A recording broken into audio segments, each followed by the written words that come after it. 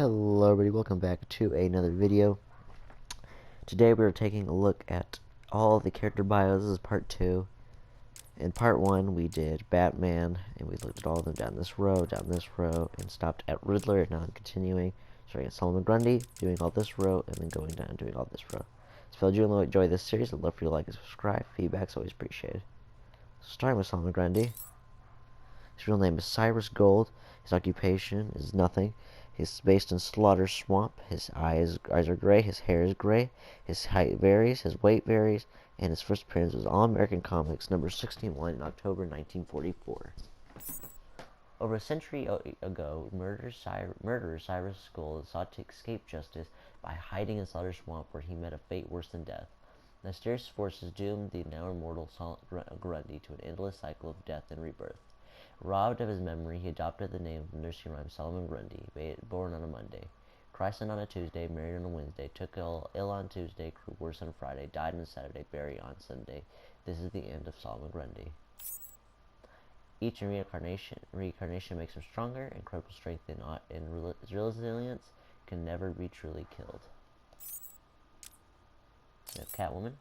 Her real name is Selina Kyle. She's a professional thief. She's based in Gotham City. Her eyes are gray. Her hair is black. Her height is 5 feet 7 inches. Her weight is 125 pounds. And her first appearance is Batman number 1 in spring 1940. An orphan who learned to survive on the mean streets of Gotham, Selina Kyle turned to the thievery to survive. Determined to do it with style, she learned martial arts and trained in gymnastics to perfect her skills.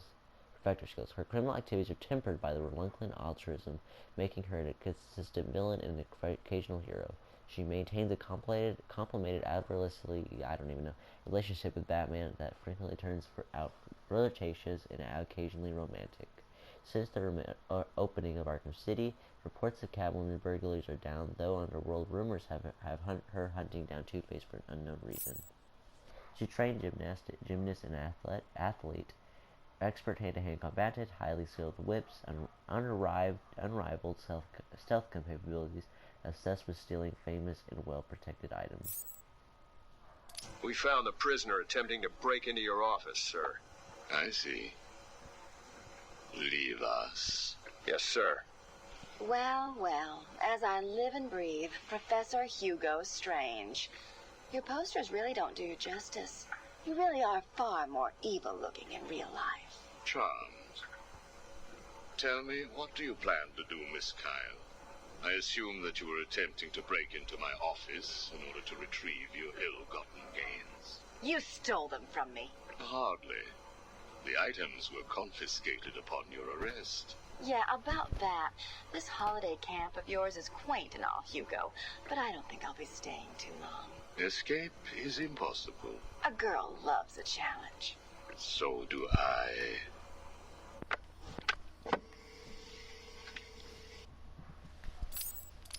Tell me, what would you do if I let you go? Attempt to escape? Try and find the confiscated items? Contact the Batman? Why would I contact him? It's his fault I'm in here. Is it? I believe you would have escaped if greed had not got the better of you. He was actually in the process of rescuing you, was he not? I didn't need his help. Or any man's, it appears. Come on, you're going somewhere with this. Spit it out. I've been studying you. I can see. My eyes are up here, by the way. Very amusing. Tell me, what was it like growing up alone? Fending for yourself? Doing whatever was necessary to stay alive? Please, I'm tearing up here. And Holly, what would you do if I sent my men after her? Touch her and you're dead. Have you calmed down yet? Where is she? That depends on your next answer. If you could save one person tonight, who would it be? Holly? Or the Batman? He can look after himself. Good. Holly is safe for now. Let us talk about Batman. What do you think I can tell you that you don't already know? You've been sending your goons after him for months. He said you were studying him. So you speak. Good. You never knew your father, correct? Enough, Strange. This is over. If you say so. Captain, do you have the girl in your sights? Yes, sir. Kill her. No! Are you prepared to talk? I thought so. Keep the girl targeted, Captain. You bastard. Shall we continue? Your father, did you ever meet him? Never knew the son of a bitch. Unfortunate. He certainly seems to have made an impact on you. The distrust of men, for example. Your relationship with Batman, would you call it close? Me and the brooding one get along just fine. But you want more. But you can't trust men, can you? What? Look, he's spoken for. He must be. How else could he resist all this? You're both very similar, aren't you? A shared disregard for the law, a belief that you are doing the right thing, and a similar taste in attire. But beneath the surface, there is a weakness. Like hell. You both risk everything for a chance at redemption. You tell yourself it's to help her. He does the same for the boy. It's all just to make his life more complete, to become the father he never knew. You don't know anything about him. And neither do you. He hasn't confided in you because he doesn't trust you. And it hurts, doesn't it? I touched a raw nerve, didn't I? Are you still here? You're hurt because he knows who you are, but you don't know anything about him. Do you love him? No! Holly is safe. I have little interest in the life of a teenage delinquent, unless, of course, she finds herself in my facility. What was all this about, Strange? Do you enjoy making people beg? Not at all. I am only interested in what makes people do what they do. Soon you will not have to worry about the Batman. Steal what you like, do what you must, in a futile attempt to steal his heart. You will fail. You sound pretty sure of yourself. Plans are afoot, Miss Kyle. Soon you may wish to re-evaluate your admiration for him. I will be the one standing over his body, and the world will know that Hugo Strange is better than him. Yeah, whatever. Two-Face has placed what you are looking for in his safe in his old campaign office. He is someone else who cannot let go of his past. I hope that the contents of that safe make you happy. And then have Nora Fries.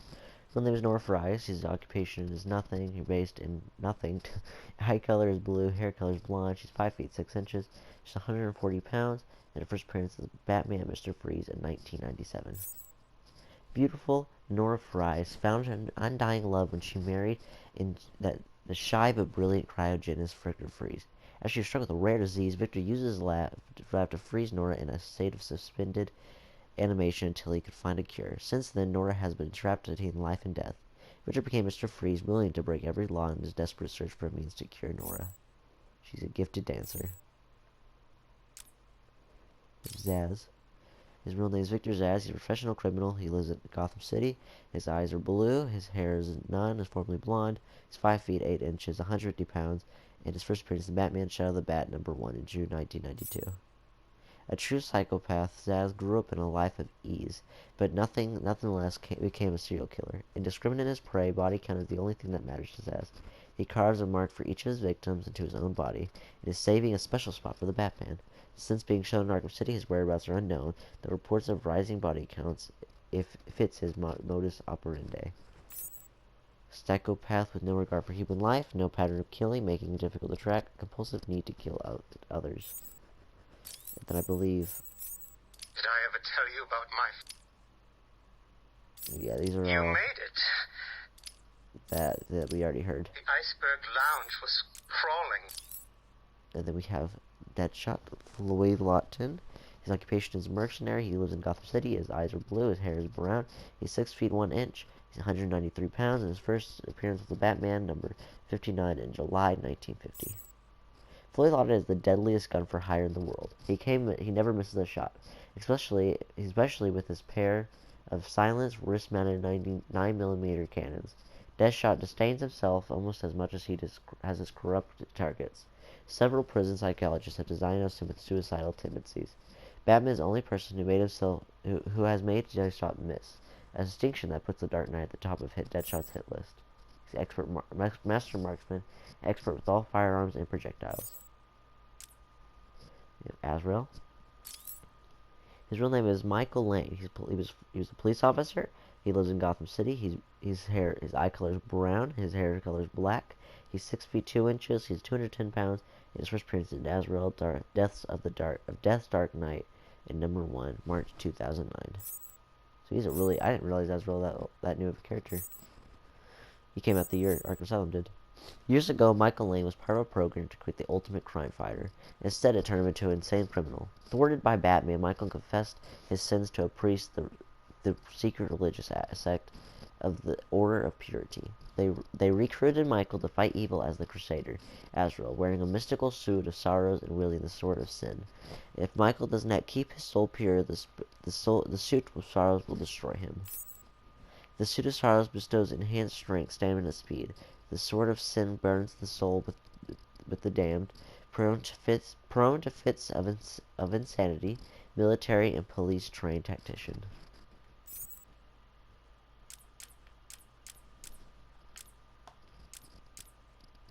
He's the Mad Hatter. His real name is Jervis Tetch. He's a professional criminal. He lives in Gotham City. His eyes are blue. His hair is red. His height is 14 feet 11 inches. His weight is 150 pounds. And his first appearance is Batman number 49 in November 1948. Obsessed from a young age with Lewis Carroll's book Alice in Wonderland, Jervis Tetch, an expert embraced delusion that he's in the incarnation of a character in the story Mad Hatter. Using his skills to mesmerize, the Mad Hatter was committed many crimes, often themed around the book that inspired him his love in hats and headgear, going so far as to implant his hats with mind control chips to amplify his hypnosis skills. Above all the headwear, however, he covets Batman's distinctive hell and will stop at nothing to acquire it. Master of hypnotism and mind control, obsessed with hats, especially one-of-a-kind items, delusional, schizophrenic with a fixation on Alice in Wonderland. Patient interview 1. Subject's name, Jervis Tetch, a.k.a. the Mad Hatter. Brought to Arkham Asylum by the Batman 6 months ago. Last play takes place in the past. Patient exhibits signs of obsessive compulsion and paranoid schizophrenia. Sit down, Mr. Tetch. But there's no time to sit. I need Alice. Where is my Alice? Please. No time to sit, not time to chat. I'm searching for Alice and I've lost my head. Guard, restrain Mr. Tetch. Get off me. Get off me. I'm late. I'm running out of time, Alice. Where are you? Alice isn't here yet. Just relax, Jervis. She will be here soon. I promise.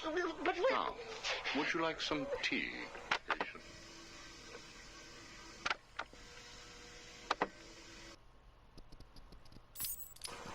is Alice here yet? No, I'm afraid not. Let us talk while we wait. You and I have much in common, Jervis. Really? Do you know Alice too? Unfortunately not. You and I both share an interest in the mind, do we not? I studied your papers, Jervis. You are quite brilliant. Truly an extraordinary mind. Oh, it doesn't matter. It's all just chemicals and synapses and rabbits and... Oh, where is Alice? You need to focus. Think about your work for a minute. You theorize that there is no such thing as free will, that you can change a man's allegiances, his motives, emotions, all of what we believe makes a man, with chemicals. Your formula was really quite brilliant. That's why I used it. Well, how did you get it? Did Alice give it to you? Wicked girl. Nasty little thing. Is she here yet? Soon, Jervis, soon. She... Oh, you told me that Alice would be here. She is, Jervis. She's right here. Alice? Alice, come out. Don't pout. Don't make me shout. Alice, come out. Where are you? Take a look at the pictures, Jervis. Oh, who are these people? Look again. Oh, I don't know who they are. Oh, please, is Alice here or not? Look at the first picture. Look at the dress she is wearing. Look at the hair. It's Alice, isn't it? No, it can't be Alice. Alice has nice yellow hair and isn't covered in blood. I think you know exactly who this is, Mr. Tetch. I think you remember the night you lured Stephanie Williams back to your research lab. How you offered her tea. What happened then? No. You killed her, didn't you? No. She went first. It's okay, Jervis. It's all right to remember. How many Alices were there? I can't remember.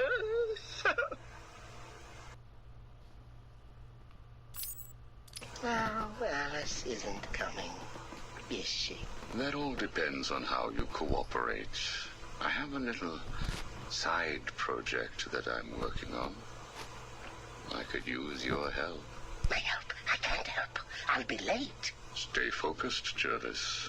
This facility is old, tired, full of ghosts.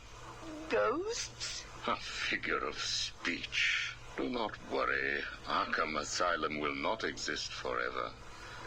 Its techniques are old, its mission outdated. I intend to create a new Arkham, an Arkham that will rise phoenix-like from the ashes of this one. Is there a fire? We should get out of here. I have arranged for some documents to be left in your cell.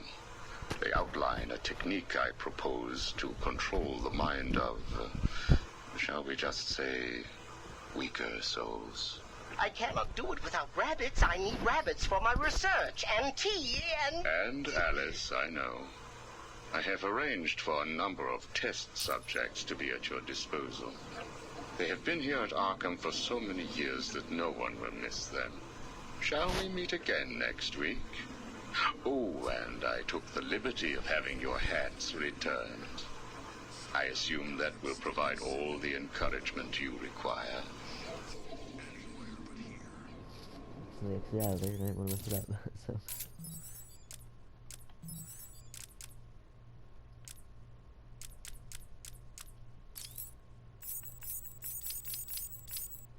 Well done, well done. I must say you have outperformed even my wildest expectations. Yes, did you see the people at my tea party? They all behaved themselves. Yes, they did, Jervis. I'm very pleased. I have just one last request to make of you. You must keep it a secret. Can you keep a secret, Jervis? With enough hats, I can stop people remembering secrets. Does that count? It will have to. I need you to pay a visit to Warden Sharp. He needs to come around to my way of thinking. To join our tea party? Exactly. I don't want to. Of course you do. How else will you get to play with Alice? What? I have a new assistant for you, Jervis. I had her brought in specially. Look at her. She's just through there. Oh, it's Alice. She's here. No, what are you doing? I need to see her. And you can, as soon as you do what I asked. Can I keep her? Of course. She'll be all yours. She's Alice.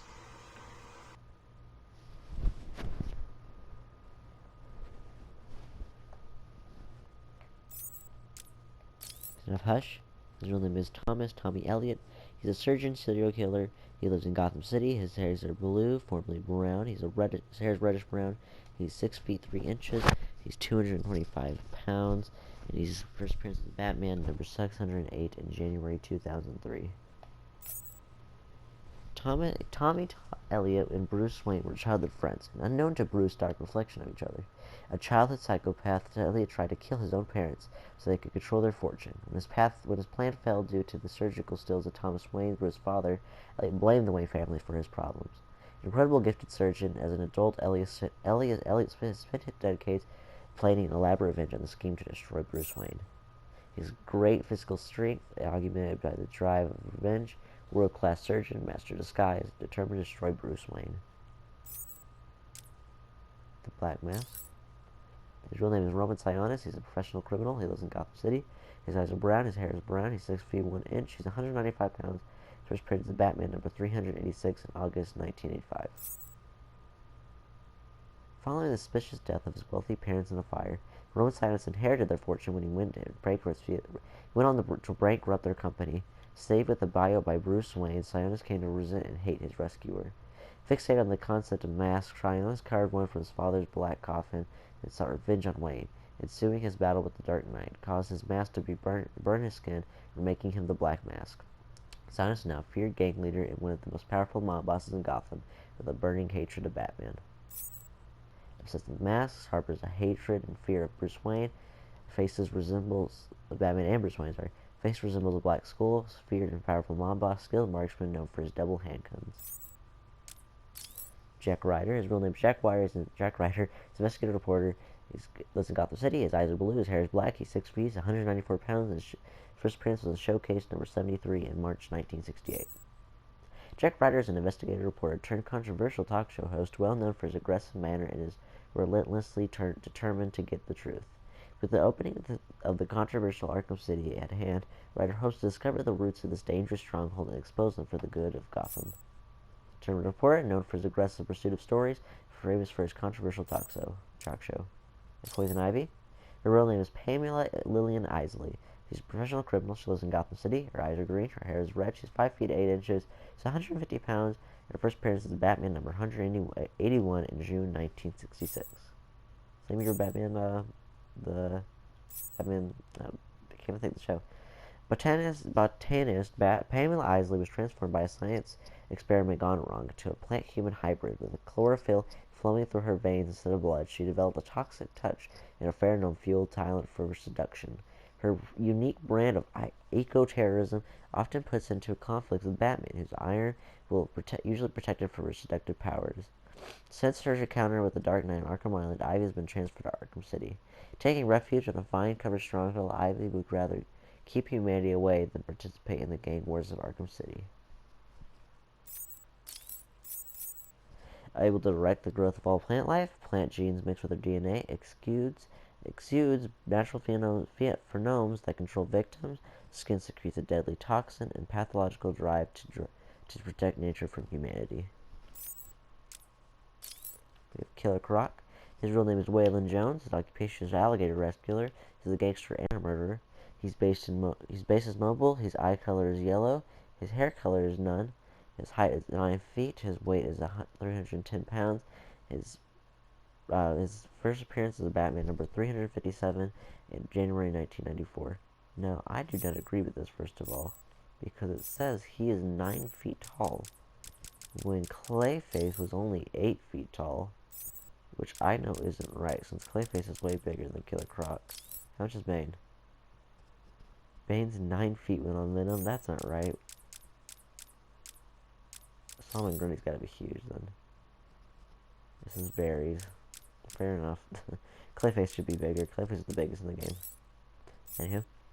Born with a rare mutation that made his skin green and scaly and grew his body to grotesque proportions, Waylon Jones was raised by alcoholic aunt and bullied relentlessly for his appearance. He briefly worked as a carnival freak under the name Killer Croc, but his metropolis grew as an animal nature, pushing him into a life of crime.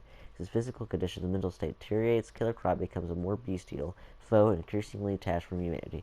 His whereabouts are unknown since his escape from Arkham Asylum. Incredibly thick tough skin and razor-sharp teeth and claws. Strength and stamina are near superhuman level. Heightened senses are extremely fast reflexes. Can survive in water for extended periods of time, and intense hatred of humanity. Bane. His real name is unknown. His occupation is professional criminal. His base in Gotham City. His eye color is brown when on Venom green. His hair color is brown. His 5 feet 6 inches when on Venom 9 feet 2 inches. 140 pounds when on Venom 350 pounds. First appearance as Batman, Vengeance of Bane, number 1 in January 1993. Imprisoned from birth to serve his dead father's sentence, Bane was raised inside the horrific environs of Santa Prisca prison.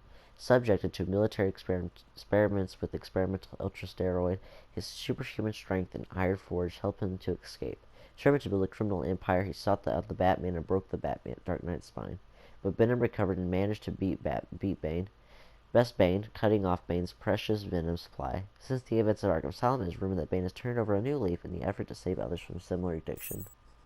Master strategist, intense focus, admirable strong reaction to super steroid venom, determined to best all who challenge him.